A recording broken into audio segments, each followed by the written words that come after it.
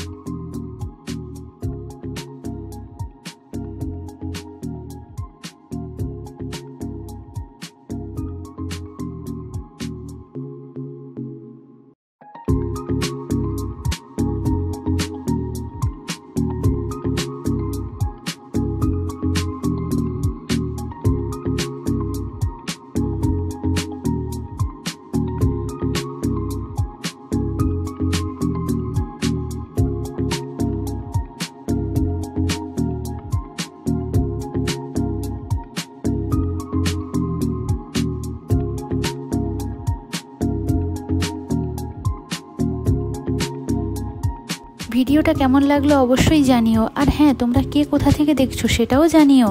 ফিরে আসছি নতুন অন্য কোনো রান্নার ভিডিও নিয়ে, ততক্ষণ তোমরা ভালো থেকো।